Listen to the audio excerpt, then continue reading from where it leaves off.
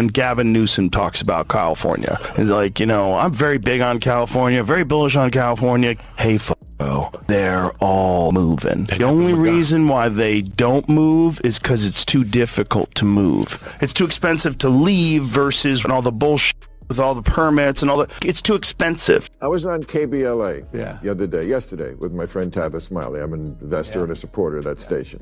And he said, who do you want for running president? I mentioned, I think you'd be good at the job. Not this year, we know.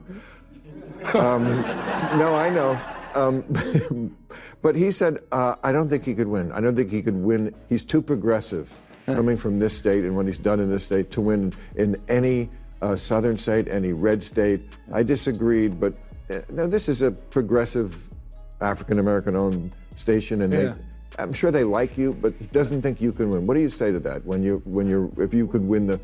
Look at the swing states. There's only 8. Gavin Newsom just reached a breaking point, and it all unfolded before the entire nation. The man once showcased as the refined, smooth-talking leader of California is now unraveling under the burden of his own troubles. Reportedly close to tears, he was criticized not only by Bill Maher and Joe Rogan, but even Mel Gibson took a jab at him. And when Mel Gibson suddenly steps in to call you out, it is serious. It was not merely a critique, it was a public dismantling of his whole legacy. Maher pointed out the hypocrisy. Rogan challenged the reasoning, and Gibson did not hold back, either voicing what many people have been thinking for years. And sure, some may claim it is unfortunate to see a governor lose his composure like that, but truthfully the harm he has caused to California cannot be dismissed with a few teary moments and a camera-ready frame. What's going on in California? It isn't slowing down. The games are not slowing down. Newsom did eventually come out and apologize. If you want to go on Twitter, Rob, and just go to the apology video that he came out eventually. This is, I think, 5 days later. On day one, I asked him, I said, are you going to come out and do this? Watch how he's finally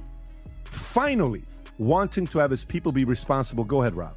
If you incite violence, I want to be clear about this. If you incite violence or destroy our communities, you're going to be held to account. Okay. That kind of criminal behavior will not be tolerated. Full stop. Already more than 220 people have been arrested, and we're reviewing tapes to build additional cases, and people will be prosecuted. People are exhausted. Homelessness is spiraling out of control. Crime is increasing, and everyday citizens are bearing the cost. So no, this is not just a breakdown, this is a reckoning. Only days before the collapse, Gavin Newsom was acting tough, really tough. He stared straight into the cameras full of defiance and told Donald Trump he would not cooperate, not now, not ever. And if that was not bold enough, he nearly dared former IC director Tom Homan to come arrest him, as if he were starring in some political action film. He strutted around like he owned the world, chin high, chest out, trying to prove he was in charge with no humility and no accountability. Meanwhile, California was falling apart, businesses fleeing, streets deteriorating, public safety collapsing, and Newsom behaved as though everything was fine, portraying himself as the victim, which is exactly why what happened next was so shocking. In a complete reversal, the same man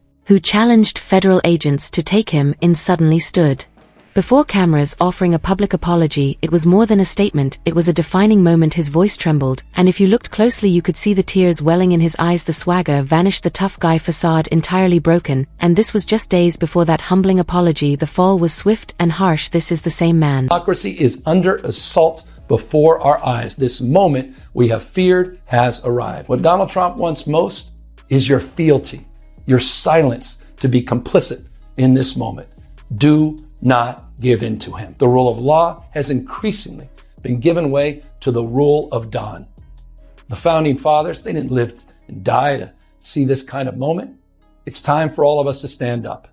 Justice Brandeis, he said it best. In a democracy, the most important office, with all due respect, Mr. President, is not the presidency, and it's certainly not governor. The most important office is office of citizen. The same Gavin Newsom who once dismissed federal authority like it was nothing acted as though accountability did not apply to him, playing the part of an untouchable leader inflated by his own image, and then without warning he caved in completely, whether it was guilt, pressure from behind the scenes, or sheer political panic, in a last-ditch attempt to protect his career. That reversal destroyed the polished persona he had spent years crafting. People saw through it instantly. The media scrambled to defend him. His supporters looked stunned, and his critics pounced like sharks, sensing blood. One moment he was defying the system, the next he was almost pleading for forgiveness. That kind of political reversal leaves whiplash, and here is the twist. The person who ignited this entire firestorm was Bill Maher. Yes, Maher saw straight through Newsom's performance. Without shouting or ranting, he calmly pointed to one of California's most divisive policies, the law that allows teachers to withhold life Changing information from parents. If a student wants to transition, that single moment revealed Newsom's slipperiness. Maher did not need theatrics, he simply presented the facts, and suddenly all of Gavin's smooth talk began to sound empty. This was not just another media incident, it was the start of a serious unraveling, and now people are finally paying attention. I see today the Trump administration, they talked about the fact that California had a rule that schools cannot be required to notify parents if their kids in school have changed their gender, their pronouns. That's the kind of thing, even though it doesn't affect a lot of people, that makes a lot of people go, well, you know what? That's the party without common sense. Now, if that's your state, how are you? Well, I just disagree with that. I mean, the law was you would be fired. A teacher would be fired if a teacher did not report or snitch on a kid talking about their gender identity. I just think that was wrong. I think teachers should teach. I don't think they should be required to turn in kids. And by the way, we're talking about their parents. How can you snitch? The idea of a snitch and a parent to me doesn't compute. Well, I don't. But what is the job of a teacher? It's to teach. If Johnny's talking about some identity issue or some issue about liking someone of the same sex, is the teacher's job. F-bomb comment. He's an evil snake motherfucker. I don't know how to describe it. You see what he just did there, and Bill got it right. Somehow it's snitching if the parent finds out. If the teacher says, oh, your kid has been going by other names and changing pronouns and dressing up this way, you don't know about that as the parents. That's the snitch. It's the parent's job to raise the Yes, that bill, the one creating all the uproar, passed right under Gavin Newsom's watch, and it did not just slide through unnoticed, he supported it. This law essentially tells parents they are not needed, allowing schools to keep them completely uninformed when their own child makes one of the most significant and personal decisions of their life. No warning, no discussion, just silence. Trump tried to challenge it federally, calling it out for what it was. But Newsom doubled down, proudly defending a policy that shifts parental rights into the hands of the government. That is not leadership, that is control. And that is when people started seeing what was really happening behind the curtain. The so-called woke mask began slipping. A law that allows teachers to hide this type of information from the mothers and fathers who fed, raised, and protected their children is not progress, it is betrayal. This stopped being a simple policy debate and became a full-scale power grab, and the fallout was brutal. Newsom's once polished image, the slick smile, the confident speeches began crumbling in real time. He was supposed to be a presidential contender, a rising star, but not anymore. The momentum is gone, and the buzz has turned into backlash. And here is the real surprise. It is not just conservatives criticizing him. His own supporters have started whispering discontent. You can hear it in town halls, on talk radio, and across social media. The base is fracturing, and once those cracks form, the whole structure starts to collapse. The very progressives who once celebrated Gavin Newsom as California's golden child are quietly stepping away. Why? Because he did not just follow the liberal playbook, he sprinted far beyond it. What began as strong progressive leadership shifted into something entirely different. He crossed the line from principled to preachy, from bold to overbearing. For many in his own camp, it became too much. Newsom transformed from a relatable leader into a distant figure chasing ideological fantasies. It stopped being about helping people and became about ticking every box on the woke checklist, even if it meant abandoning common sense. I was on KBLA yesterday, with my friend Tavis Smiley. I'm an investor and a supporter of that station. And he said, who do you want to run for president? I mentioned, I think you'd be good at the job. Not this year, we know. No, I know. But he said, I don't think he could win. I don't think he could win. He's too progressive coming from this state and what he's done in this state to win in any southern state, any red state. I disagreed, but now this is a progressive African-American owned station, and I'm sure they like you, but he doesn't think you can win. What do you say to that if you could win look at the swing states. There's only 8. And guess who exposed that entire act? Bill Maher. His sharp remarks stripped away the polish, revealing what Newsom had been hiding in plain view. The protective bubble of favorable media coverage, loyal allies, and generous donor checks began to fade. The talk of President Newsom is no longer talk, it is a faint, awkward whisper. Donors have gone silent, allies are not rushing to defend him, and the momentum has vanished. Then Joe Rogan delivered the knockout blow. He did not need a teleprompter, just a few words. Newsom is sneaky and sly, a political chameleon, if there ever was one. Impossible to pin down because he constantly shifts, recalibrating his stance depending on who is watching. That is the kind of truth you cannot spin away, and the public is finally catching on. One day Gavin Newsom is all bravado, standing tall, talking tough, acting like the bold leader California never asked for. The next he is backpedaling so quickly it is like he hit rewind. One moment he is marching with ICE protesters. waving the open borders flag like it is a campaign banner, then suddenly he reverses course, cracking down on illegal immigration, trying to wear the law and order badge. It is exhausting to watch, and even harder to believe. People are beginning to see it as nothing but performance political theater, with no steady hand, no core principle, just a man who changes direction whenever the audience shifts, like a political weather vane spinning with every gust of public opinion, and that inconsistency is not leadership, it is confusion. Piece by piece, even those who once applauded him are slipping quietly away, and while he has been busy performing for the cameras, California's economy has been quietly falling apart. President Newsom either. Nobody believes in that guy. That guy's a con man. Everything he did in California, from trying to mandate vaccines for kids, to being caught public without a mask and lying about the fact that he was outdoors. Yeah. Nobody believes in that guy. He's just a politician, just a stone cold, narrative driven politician. Nobody thinks he's a real human. Whether you like Trump or not, whether you think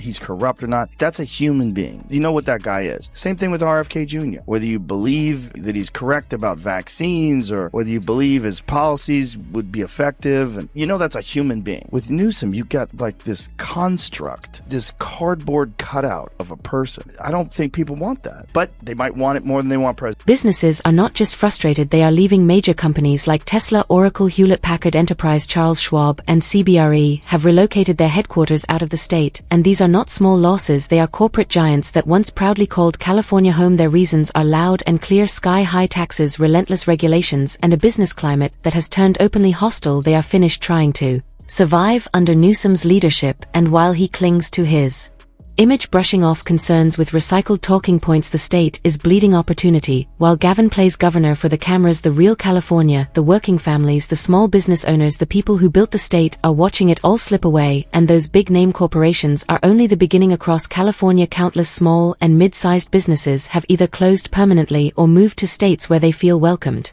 such as Texas, Florida, and Arizona. These are not political gestures, they are moves made for survival. The only ones still staying often remain because relocating would cost more than they can manage, not because they believe in Newsom's so-called vision for the state. Under his leadership, California has turned into a trap for innovators and entrepreneurs, where growth is punished, success is taxed into nothing, and starting or expanding a business has become a bureaucratic nightmare with red tape tightening with every new policy. When Gavin Newsom talks about California, he's like, I'm very big on California, very bullish on California. Hey, they're all moving. The only reason why they don't move is because it's too difficult to move. It's too expensive to leave versus all the bullshit with all the permits and all that. It's too expensive. This is not just a rough patch, it is a consistent pattern, and that pattern has Newsom's name written all over it. The state that once stood for freedom, prosperity, and the American dream is becoming a cautionary tale, a warning of what happens when ideology outweighs practicality. And as if the economic collapse were not enough, California is also facing a sanitation crisis that cannot be ignored. Streets once full of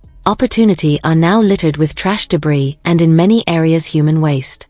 Residents have spoken out, tourists have posted videos, and the filth has become part of the state's identity. Yet Newsom does nothing. Even Donald Trump, never one to hold back, slammed the governor for letting such conditions persist in one of America's wealthiest states, calling it a disgrace. And he is not wrong. California is not only dirty in the physical sense, it is rotting under the weight of failed leadership, and at the center of it all is Gavin Newsom. Cities like San Francisco, Los Angeles, and Oakland have become stark symbols of California's decline, and the images are impossible to ignore. Gavin Newsom did when Xi Jinping came to San Francisco. He cleaned it up. He cleaned it up. And then it became a pigsty. Well, the dumbest thing is he said, folks say, oh, they're just cleaning up this place because all those fancy leaders are coming into town. That's true, because it's true. like, how about just keep your house clean? Can you imagine? The day he left, it went right back. What a disgrace. In San Francisco, entire neighborhoods are now defined by open drug use, discarded needles, human waste, and trash piling up in plain view. Once lively streets now look like disaster zones, and this is not an occasional sight, it is a daily reality. Los Angeles is no better, with massive homeless encampments taking over sidewalks, underpasses, and even parks. Public spaces that once belonged to families and communities are now overrun, and basic sanitation has become a serious health risk. People are tired both literally and figuratively, of the mess. And here is the hard truth: this is not happening in a few isolated areas. These issues are spreading across major cities and small towns alike. It is not random, it is systemic. Under Newsom's leadership, what was once the Golden State has been consumed by neglect, and it reeks in more ways than one. Californians have hit their breaking point. The silence, the staged photo ops, the hollow speeches. They have had enough, and it is no longer just conservatives speaking out. The dissatisfaction is cutting across party lines. People do not simply think Newsom is ineffective, they want him out. They are finished waiting for results that never arrive. Newsom and Karen Bass have already proven their incompetence and poor leadership during the Los Angeles wildfires. Now, as we experience rampant lawlessness and civil unrest, it's never been more clear they're unable to respond effectively and responsibly during calamity. Whether it's sheer incompetence or outright malevolence, the reality is stark. California's in a state of turmoil, and I ask my fellow Angelenos, why are Gavin Newsom and Karen Bass still in office? How much more of their destructive decision-making masquerading as leadership are we going to tolerate? Even actor Mel Gibson, a longtime California resident, could not hold back his frustration. Just a few months ago, his multi-million-dollar home in the Palisades was destroyed by wildfires, and he did not sugarcoat his feelings, blaming the state's failed leadership for years of poor forest management and delays. To him, that fire was no accident, it was the direct result of negligence, and he is far from alone. The anger is growing, and it is not fading anytime soon. And when disaster struck, what did Gavin Newsom actually do? Not much, at least nothing that mattered. There was no real emergency plan, no swift decisive action, no accountability. While smoke was still rising from people's homes and families were sifting through ashes, Newsom allowed land speculators to swoop in like vultures, surveying scorched neighborhoods for future profit. It did not take long for people to start whispering, was this a disaster response or a real estate grab? While residents mourned the loss of homes, memories, and livelihoods, Newsom stood there offering nothing but hollow words, no action, no urgency, just carefully crafted sound bites for the press. And Californians are done. They have had enough of leaders who show up only when the cameras are rolling. From wildfires to water shortages, it has become painfully clear. California Governor Gavin Newsom is now calling his city's homeless encampments unacceptable, which is odd since he's the guy who, made them acceptable, turning sidewalks into red carpet events for drug addicts, thieves, and unemployed CNN anchors. On Monday, he urged cities to ban the camps from sidewalks, parks, and other public areas. So after years of denying the problem, he's now pretending to fix it, which is like putting on a condom as you're leaving a whorehouse. Gavin Newsom is not leading, he is posing. He is out of touch, and worse, out of excuses. Eventually, he tried to calm the backlash, shuffling papers, making a few announcements, and pretending to finally take charge. But by then the damage was done. The chance to lead had already passed him by. It was like trying to close the barn door after the horse is halfway to Texas, and that is why Greg Gutfeld is having a field day night after night. He is not just mocking Newsom, he is tearing into him with a precision that only works when the target truly deserves it. The governor, who once appeared to be a rising star, now looks like late-night comedy material, and not in a flattering way. For weeks and months, California has been sinking deeper into homelessness, rising crime, filthy streets, and a collapsing economy. The warning signs have been everywhere, but all that time Newsom did nothing, brushing it off as partisan noise, relying on his polished image, favorable media coverage, and trademark grin to get him through. Now, as whispers about a possible presidential run grow louder, he is suddenly pretending to care, rushing out last-minute cleanup efforts, staging photo ops, flashing TV-ready smiles, and rolling out sloppy, rushed policies. It is not genuine reform, it is pure damage control, and the timing is no accident. Voters in California and across the nation are not buying it. People can sense desperation. They know the difference between real leadership and political theater, and what they are seeing now is all show and no substance. If this is how Gavin Newsom handles pressure at the state level, just imagine what he would bring to the national stage. If he takes this brand of chaos, spin, and last-minute scrambling to the White House, America better brace itself, because it would be a rough ride.